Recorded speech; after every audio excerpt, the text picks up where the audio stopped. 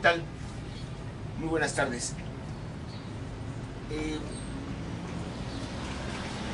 Estoy por concluir un curso sobre formación de maestros en el ajedrez y me he encontrado con una urgencia por saber lo que le llaman didácticas.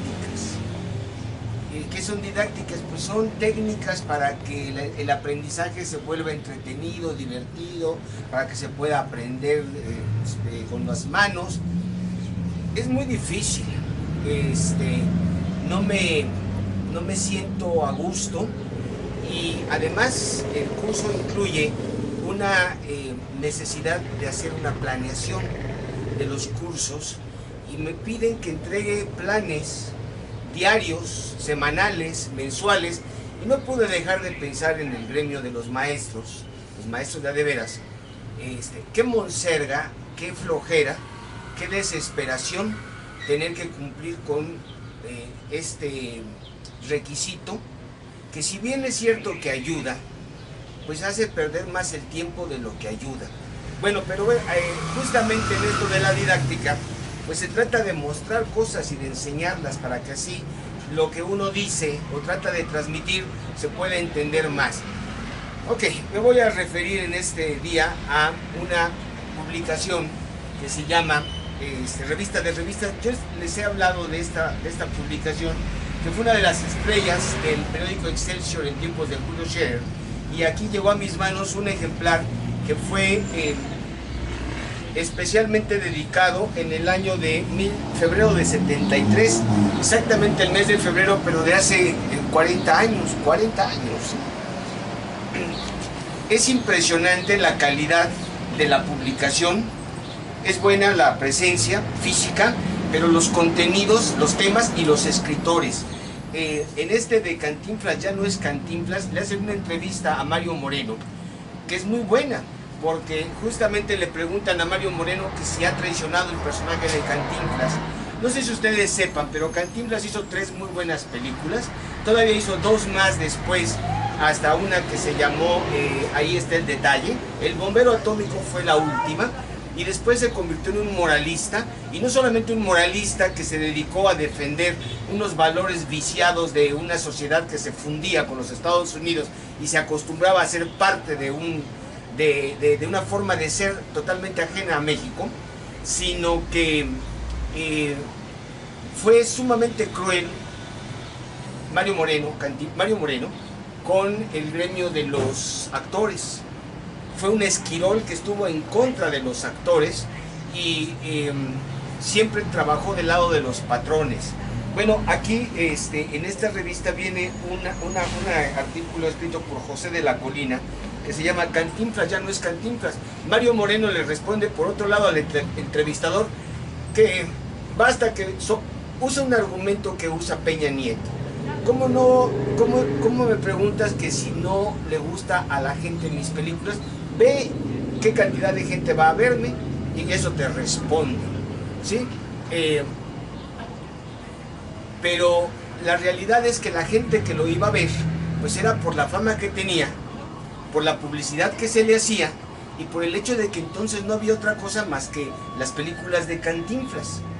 Pero de ahí a las primeras películas que hizo, Águila o Sol, Sangre en el Ruedo, por ejemplo, que son donde verdaderamente el cómico improvisa y pasa de las carpas a la pantalla, representando una forma de ser de los mexicanos urbanos que no ha tenido parangón en la historia. Bueno, viene en esta revista artículos sobre los rectores de la UNAM. Me puse a pensar al leer la historia de los rectores que, bueno, la mayoría de los rectores entre 1928 y en este año, pero sobre todo entre 1928 y 1975, que es a donde llega esta revista, no duraban en sus cargos. Y hay casos, por ejemplo, entre 1948 y 1961, en que la universidad estuvo tomada por los estudiantes y no dejaban que se sentara ni el rector ni los directores en las escuelas. Algo muy parecido, lo cual me hace sentir muy alegre, muy contento y me llena de orgullo, que es lo que está haciendo hoy en día los jóvenes estudiantes del Politécnico Nacional. Casi no se dice nada sobre eso, pero en este momento tienen tomada la dirección del Politécnico y no han aceptado las renuncias de los directores de todas las escuelas. Los han destituido. Entonces, cuando uno ve el movimiento político que los estudiantes de la UNAM llevaron a cabo para poderse establecer como la máxima escuela, institución educativa de estudios de México, ¿cuál fue de todos estos rectores en el periodo que señalo, 28 a 75, el más importante? Bueno, yo creo que Javier Barros Sierra, el gran rector que encabezó a los muchachos en 1968 y que hizo marchas a su lado, hombro con hombro, para defender las violaciones a la autonomía de la universidad. Pero hay uno muy importante para aquí el Estado de México, que es Gustavo Vaz. Gustavo Vaz fue rector entre 1938 y 1940, creó las escuelas de la Facultad de Ciencias y el Instituto de Derecho. Y no olviden que Gustavo Vaz es el primer gobernador revolucionario del Estado de México y después fue gobernador también constitucional. Fue el creador de la Universidad Autónoma del Estado de México, de las instalaciones, y fue quien abrió el camino que llegó hasta Temascaltepec. Él fue el que hizo el primer camino. El que hizo el camino, pues después de Gustavo Vaz ya se pudo llegar en camión, en vehículo, en coche, ¿sí? Como los universitarios, los politécnicos actualmente están buscando, exigiendo que el Politécnico se gobierne de otra manera, y yo creo que lo que está pasando en el Poli tiene que terminar en una autonomía también para el Politécnico. Ya lo verán. ¿Qué diferencia con lo que pasa en las escuelas aquí en el sur del Estado de México, donde los alumnos estudiantes son incapaces ni siquiera de poderles contradecir a unos maestros? Acaban de venir unas muchachas preciosas. Me la paso muy contento aquí en la librería cuando estoy algunos días a la semana, y se va a titular en el Colegio Mexiquense de Enfermería y les piden que donen un libro, pero tiene que ser de la editorial Trillas y que cueste más de 300 pesos. Entonces me pregunto, bueno, ¿por qué de la editorial Trillas? Pues no hay más que una sola posible respuesta: porque les da dinero Trillas al Colegio Mexiquense. Y miren que Trillas es una editorial que quiero mucho, me va a publicar mi libro, pero bueno, estos corruptos, y la muchacha se concede con tal de que ya le den su título y a volar. Habla también de Vox en esta publicación, y ahorita le comentaba aquí a Alejandro Jaramillo, mi amigo, Jack Dempsey, Sonny Liston, Joe Walcott, Primo Carnera,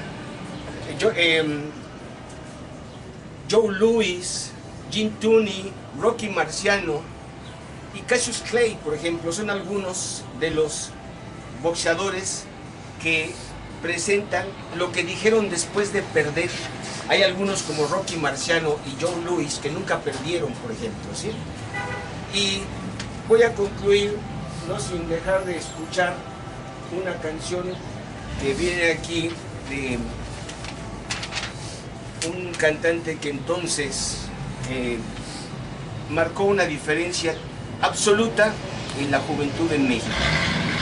Él fue el trovador de mis canciones que más me acompañaron en mi juventud, es Juan Manuel Serrat.